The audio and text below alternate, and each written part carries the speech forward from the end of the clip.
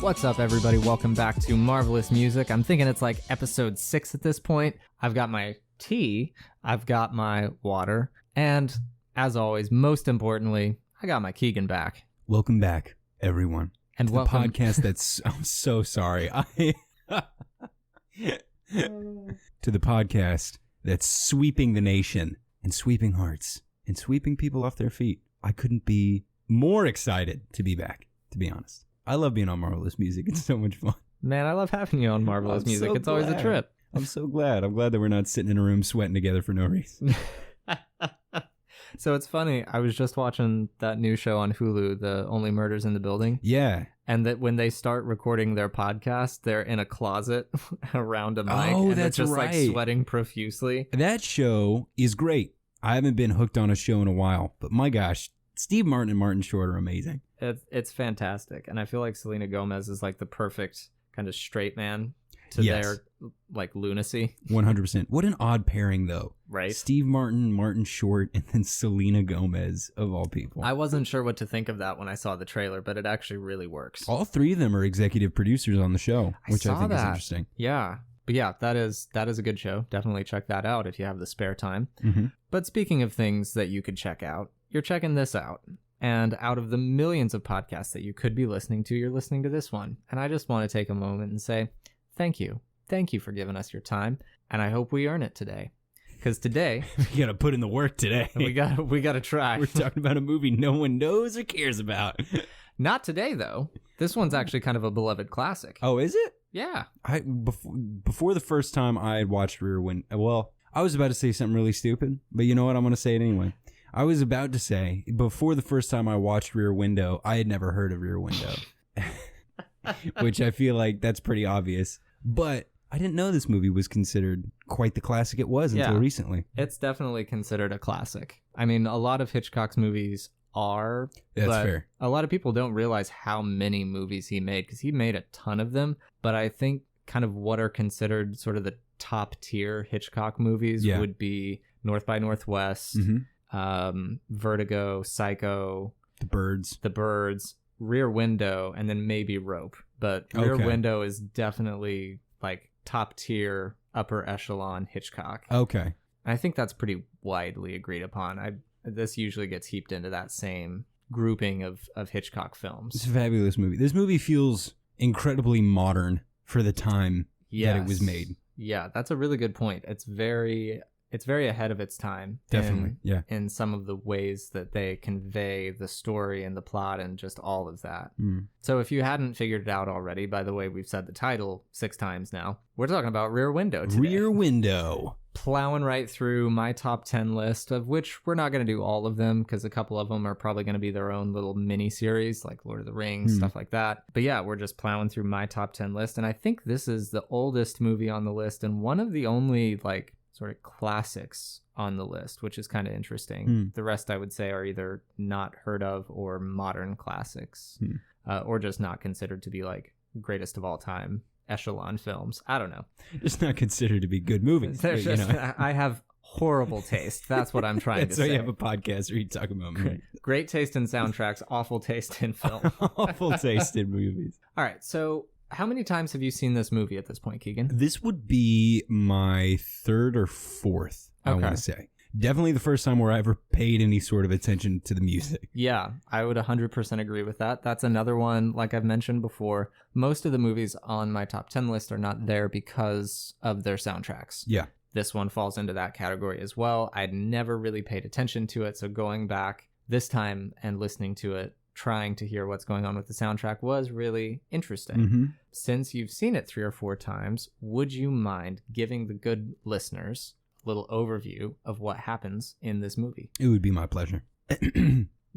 Dear listeners, gather with me as we explore the plot of Rear Window. This is a movie about a reporter. He's like a photographer who travels the world and takes all kinds of different photos. But off screen, he gets some sort of injury that we don't get to even know about. All we know is that he's broken his leg and he is wheelchair bound. And because of that, he can't go to work. He needs someone there to take care of him on occasion, but he is 100% stuck in his apartment. And so the plot of the movie is this investigative photographer just looking out his back window, just kind of taking in the sights. And as he's looking out the back window, you as an audience member start to notice the lives of the people who are outside this man's window along with him. And as Jimmy Stewart continues to look out the window, he notices something very suspicious looking that alludes to one of his neighbors maybe or maybe not killed his wife. And so the whole setup is Jimmy Stewart from his back window is trying to figure out whether or not a murder was committed in their apartment building, but he can't leave his apartment, so he has to figure it all out through observation of this man and observation of other people. It's super interesting. Yeah, and I would say to add to that as well, because this was something I didn't really notice as much until this last time watching it, but there's a lot of emphasis on the relationship between his character, Jeff, and his girlfriend, Lisa. And a lot of things in the movie, even some of the like neighbors that he spies on throughout the movie, allude to different parts of him, her, or their relationship, as does the music in certain ways. Yeah. So I think that's worth drawing out as well. The movie's also kind of talking about that relationship between those two people, not just the murder mystery, because in the end, the murder mystery piece of it is kind of what brings them together. At the beginning of the movie, he has concerns that Lisa, played by Grace Kelly, isn't able to handle this dangerous lifestyle that he lives every day as an investigative photographer. But it turns out being that this situation is kind of an opportunity for Lisa to prove herself, in which she does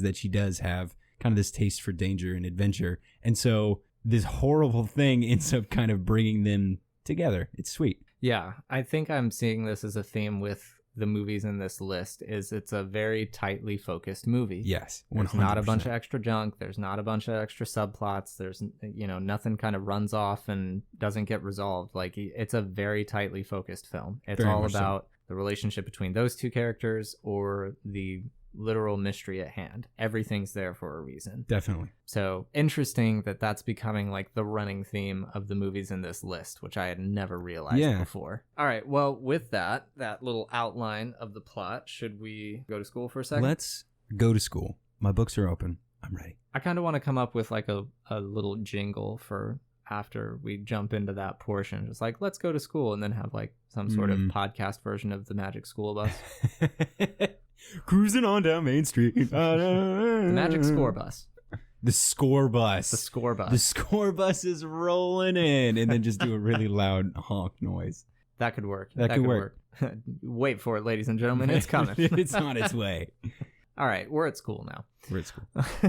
So the soundtrack for Rear Window is somewhat sparse, which kind of keeps in with the time that it was made in. Music under every second of the film didn't really become something, I don't think, until a few decades later. So it really fits into the 1950s style of soundtracks, where you kind of have like a main theme, and then you'll have music under important scenes. But there are big chunks of the movie that have no music under them whatsoever. However, I will say this, I think there's a lot more intentionality in this soundtrack than many other soundtracks of the time. Because I think in the time, you would have some music developed for the movie as a theme.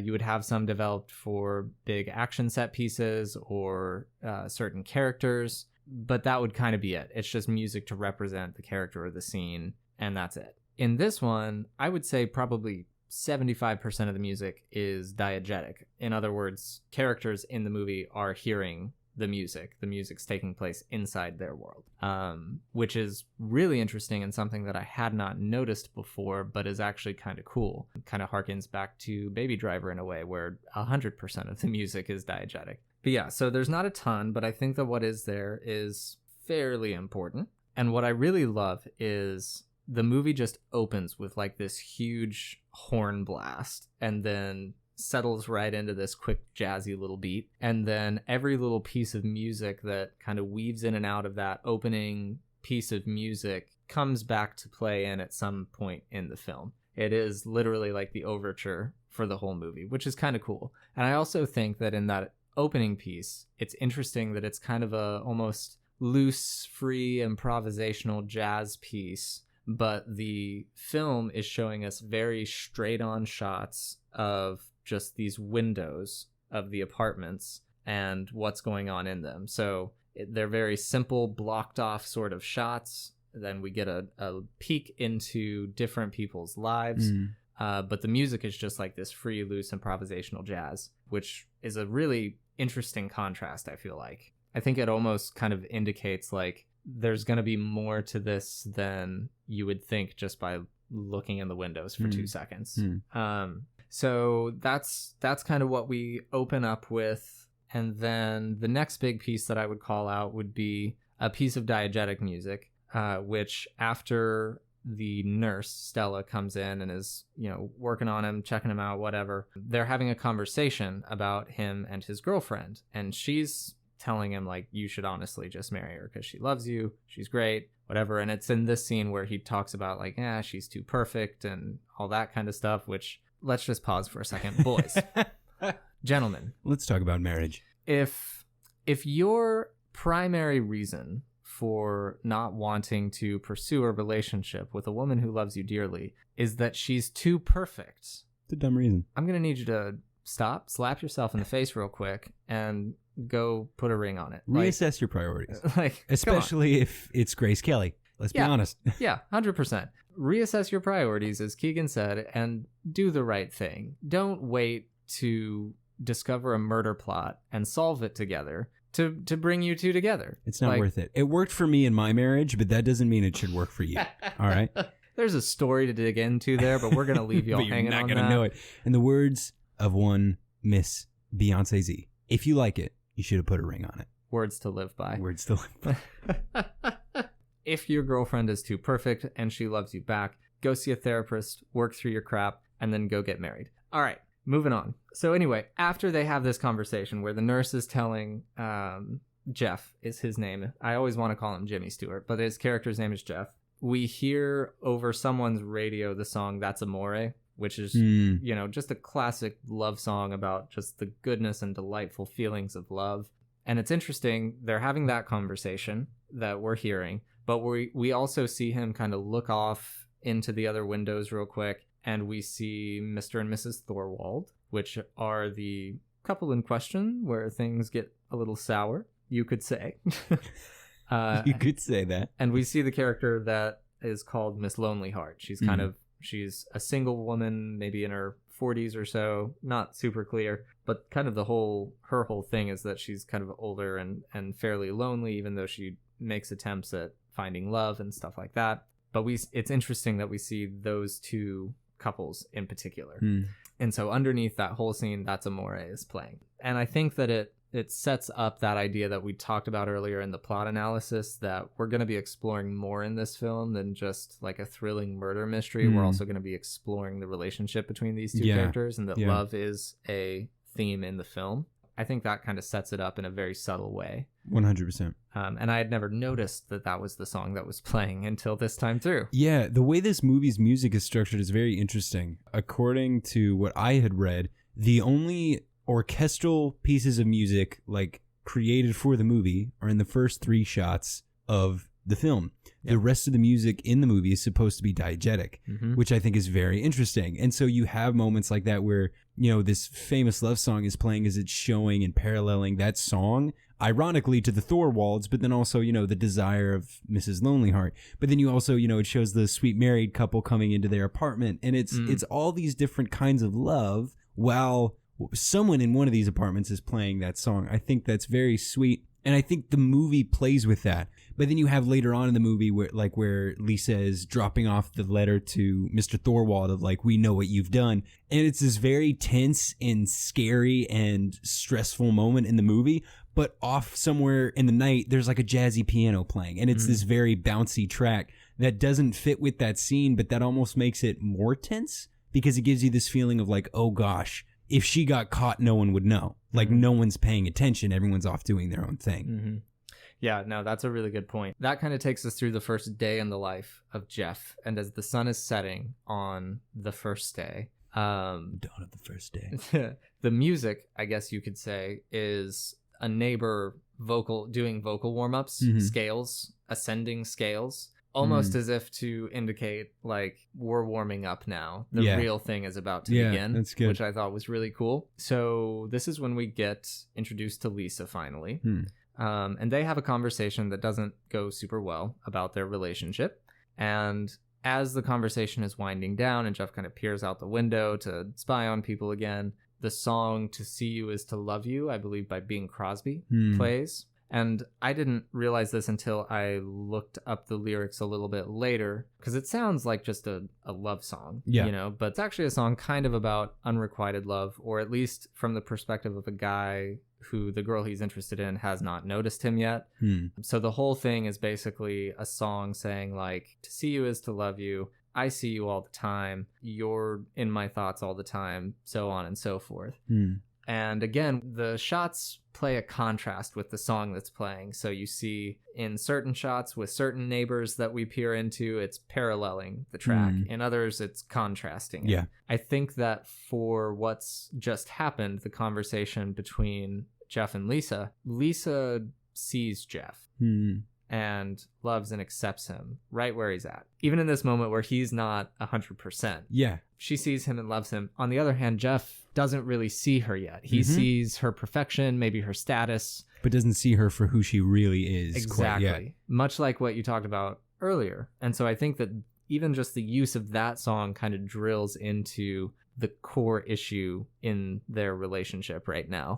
One of them sees the other doesn't see back. And especially using that Bing Crosby song, I think that's another awesome example of using music that wasn't necessarily made for a movie in the context of a movie very smartly. I think if a creator can do something like that, I think that speaks to the intelligence that they have in situational storytelling. But I think it's also cool to hear music that you might know recontextualize in a given situation. Yeah, absolutely. And I mean, most modern people may or may not know that song, but it was a huge song at the time. So people would have known it. Back in the day. Back in the olden times, when Bing Crosby was alive. Actually, when any of these people were alive. Lisa ends up leaving, and then we flash over to Mr. and Mrs. Thorwald.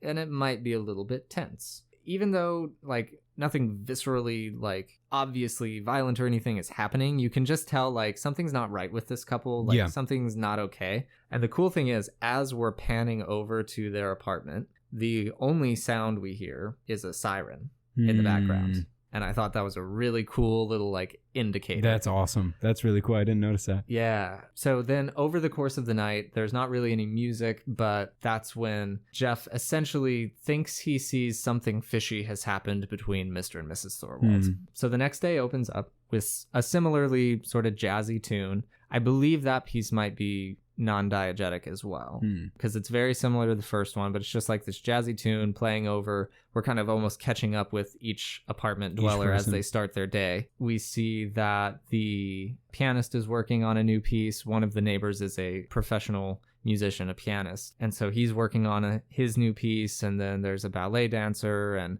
we just go through and we see everybody. It's a jazzy tune, start of another day, essentially. You go through that day without a whole lot of music, and then towards the end of that day, we actually hear the pianist working again on the new piece, but he's almost exploring it in sort of a minor, foreboding, sad kind of way. And it's interesting because he explores his piece of music that he's working on. You can tell it's the same piece, but he explores it in different musical directions to try to find the right thing. And I'm not even going to steal this as my own. This is my wife's call out. We watched this movie together. She noticed that new pieces get added to the song, or he adds new pieces to the song every time we see a scene between Jeff and Lisa. And wow. Yeah, and especially when they're either about to see or seeing new pieces of evidence about Interesting. As the mystery builds and starts to unravel, that song starts to kind of come together. Yeah. And I think it's interesting that around that point in the movie is around when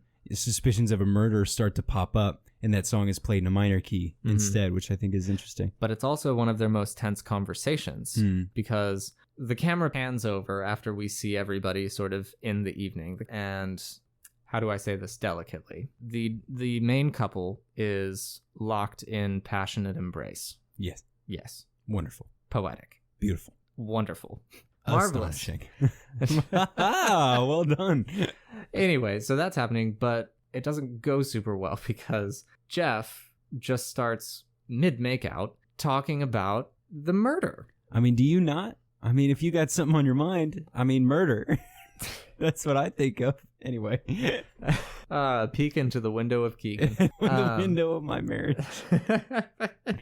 So he's like trying to talk about this. Clearly Lisa's not super into that, and so they kind of have like a little argument, and she tries to like shut it down, like, you're spying on your neighbors, you're going crazy, like, just, you need to stop. But then they end up seeing something fishy that Mr. Thorwald does, and she just kind of goes, all right, so start over and tell me what happened. This to me from the beginning.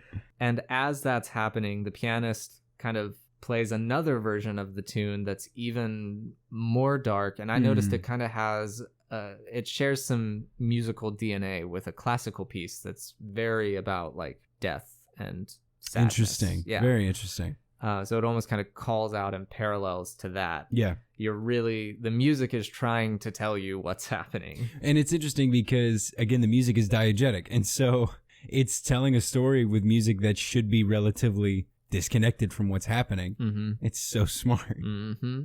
Interesting. We go to the next day. There's no music to open up the third day. On that day is when Jeff's detective friend comes by. Said, hey, there's something screwy going on with my neighbor. I think he murdered his wife. Please come over. So he's explaining the situation. The detective friend comes over and basically gives some evidence that would lead you to believe that Thorwald is actually innocent. In the process of that conversation, we start hearing like this music that you would hear almost like at a fair or a circus or something. Yeah. It's super peppy and upbeat or whatever. You know, Jeff looks out the window while the detective's talking and notices Mr. Thorwald going over to his little flower bed in the courtyard. And the neighbor's dog is like digging up at it. Yeah. There's been a comment earlier in the movie where someone shooed the dog away and was like, you better get away from there or he's going to get you or something like that. But instead of like lashing out at the dog, he just kind of like gently shoos him away. You know, just looks, you know, fine and happy as can be and whatever. And so between the detective and that little scene and the music that's playing, you're kind of like, all right, well, maybe Jeff's wrong. Yeah, maybe nothing's going on. Maybe he's going crazy. So the music definitely is helping mislead, if you will. Yes, 100%. And then after the detective leaves, you know, Jeff's still not totally convinced. And we start to hear his neighbor warming up with scales once again. And then this isn't the music, but I thought it was really interesting. After the detective leaves, Jeff has like an itch on his foot that's wrapped in the cast. And he's trying to get at it with his little itch scratcher. Yeah. And he can't quite get it. And I was like, oh, it's like the mystery in his mind. Yeah. It's an itch that he can't scratch. Quite get. That's awesome. Yeah. As the musical scales from the neighbor warming her voice up are happening again. I love that so much. So then that night is when everything just starts to pop off and, you know, they're convinced that they're going to make something happen. It might be the next night, but we go directly from night to night, I do believe. So Lisa comes over. She's going to deliver that threatening note. The music is very on and off. There's not a ton in this, but it is interesting. The main pieces that you hear are the pianist neighbor showing off a version of the song to like a dinner party of guests that he has invited over. Yeah. We realize it's not the final version, but it is a close to complete version that he's showing off to people. And then he's playing like the jazzy music. It's a celebration. He's having a party that he finally finished this song. And so his music from his apartment is kind of what's underscoring what's going on in the rest of it, even if it doesn't completely parallel what's going on. Yeah. So instead of trying to just explain every little piece of what happens, we'll go back to that scene that you talked about where basically Lisa and Jeff decide, let's write a letter saying, I know what you did, or, you know, along those lines, and slide it under Thorwald's door. So obviously Jeff can't go because he's in a wheelchair and a cast. And so Lisa takes the letter over, slides it under the door, gets out of there as quickly as possible. But it's kind of the first return to the jazz music that we've heard since that second day opened up and we've been looking at everybody. And I thought it was interesting that that's really the first time we see one of our apartment characters leaving their specific apartment to go do something else, and then we get that jazz return a little bit. So that would be the only thing I have to add. But it clicked for me what you said earlier. It gives you that sense of danger because if something happened to her, no one would know. Right. No one would care. Everyone's distracted. And that's underscored by the dog, unfortunately, does end up not making it. And the owner of the dog, like, lashes out at the entire apartment complex. This is before anything really happens in the climax. And basically just says, like, none of y'all care about anything. You're awful neighbors. You know, all of this stuff. And it sets the stage brilliantly for what's about to happen. Yeah. It gives you that extra sense of tension as like, oh, they're not paying attention to what's going on around them. So if something bad happens,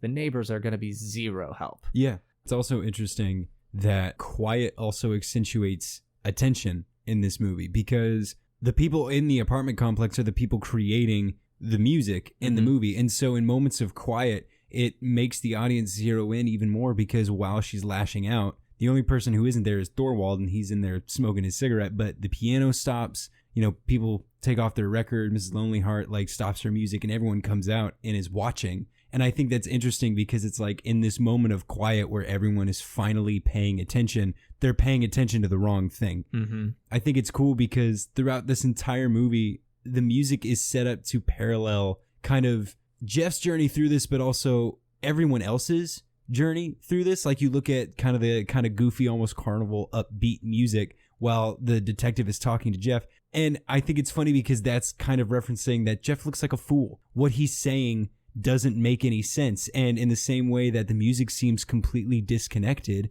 these things that Jeff are presenting to the detective seem completely disconnected from one another. It's not until you actually start to pay attention and understand that, okay, the music is here for a purpose, in that same way of, okay, these clues are connected, that this full picture starts to form. It's so, this movie's so good.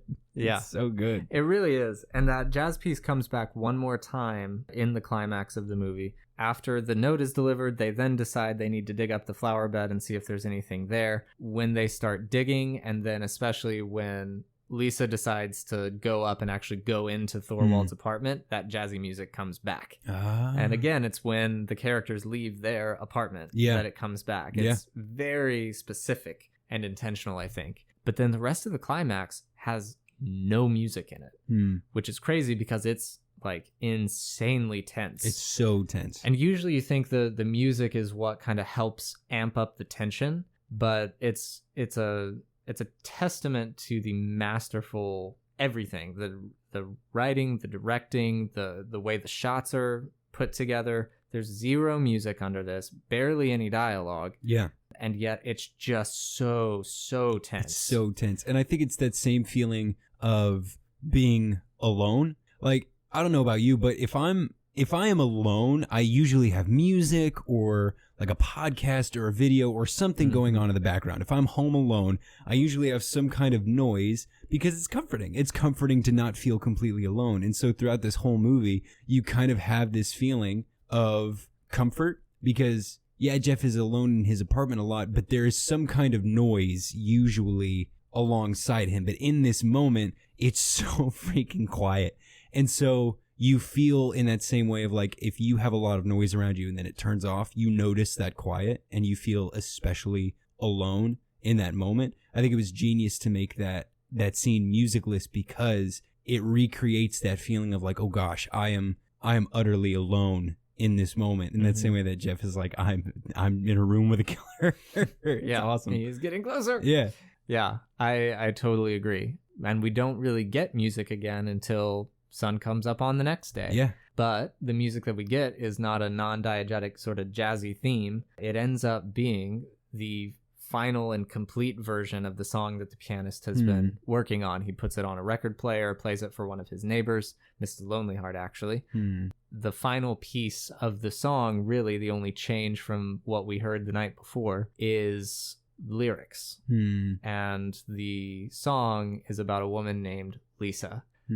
I just thought that was really interesting because, you know, as we mentioned earlier, this song that the pianist is working on throughout the movie grows and develops and is explored while the relationship between Lisa and Jeff is growing and developing and being explored. Yeah, definitely. It gets tense when they get tense, and it gets more depth and richness as their relationship grows deeper, because flash back, when he's having that dinner party showing off the song, no, there aren't any lyrics or a vocalist or anything, but he does have like a 4 or 5 piece band around him. So it's like the most rich version that's come yet. Yeah. And so it's just a cool way to end it with sort of the final version of this song that has come to symbolize the relationship between our two main characters in the film. And this movie kind of plays a trick on you in that way, doesn't it? How in that same way of Warriors, like, yeah, it's a sports movie, but it's not really about sports.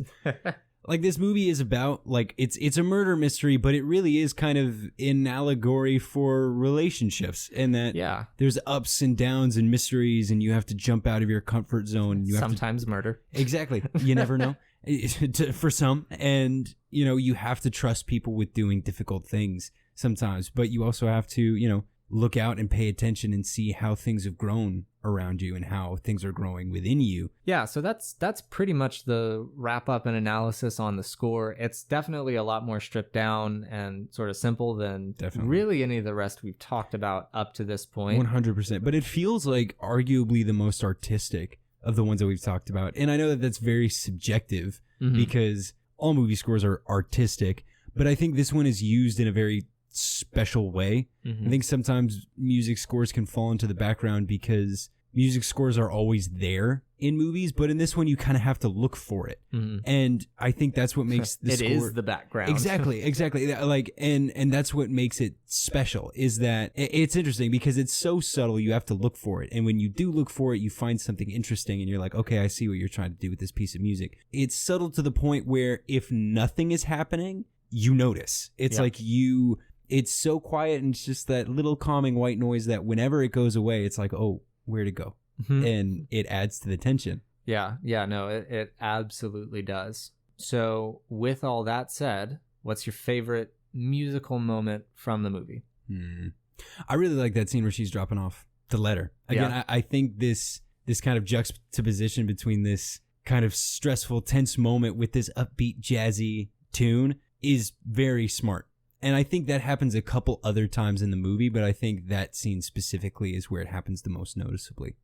Yeah, that is a really, really good moment. I think I'm almost tied between two. My first one, and probably the one, is that opening piece, because it hits you with that horn blast and just kind of instantly grabs your attention, and then keeps you in with that jazzy little beat under it. And it's a fun piece of music. There's a lot of kind of identifiable stuff in there. You know, the first scene is just you're looking through shots of windows at people doing stuff, and yet this music kind of helps. It eases you in to what you're about to watch. It eases you in, but even just the tempo and the rhythm of it gets you excited in a sense. And so I think the music there is just really, really neat. I love it. Even the first 10 seconds of it would be my favorite. But a really close second would be the "To See You Is to Love You" scene. For everything that song represents, for the characters that are in it, we could probably do a spin-off podcast on just every little element of how that song relates to the main characters, the characters that we 100%. See in the shots. There's so much richness to that song being used in that scene. And I think movies of this era used a lot of jazz and big band type music for the scoring of movies, but I think it was usually used for the purpose of keeping the movie along at a clip. I think this movie specifically, the use of jazz is interesting because if you think about jazz, especially big band jazz, it's unpredictable and it's all these different things coming together to work for one purpose, even though they're different, kind of like Lisa and Jeff. And it grows and it moves, and as the song progresses, a lot of the times different instruments will take over and you never know what's going to happen next, kind of like a mystery. Like right off the bat, the use of jazz to usher in this movie is genius because thematically it's exactly what the movie is talking about. Yeah, 100%. I think that pretty well wraps up. I have nothing better to say than that. So, Steven, stop. Please. It is what it is, man. It is what it is. It is what it is. So with that, I hope that you enjoyed this episode. I hope that we honored your time well. If we did, please do us a huge favor. Follow us on Instagram at The Marvelous Podcast. You can email us. That's themarvelouspodcast@gmail.com. Or the Marvelous Pod at gmail.com. At gmail.com. Follow us on there. all the things. If you want to leave a review wherever you're listening to this podcast, it really helps us out, kind of gets us higher up in the rankings, so that when you search us, take over the podcast world. Absolutely. Watch out, everybody who's at the top. Because we're coming. Because you're about to be a spot lower. And that could be because of your like or subscribe. It's true. It's true. Exactly. So if you want to be that guy or gal, be sure to do that. And with that, I hope you have a wonderful rest of your Tuesday. So long. Farewell. Auf Wiedersehen. Good night. Goodbye.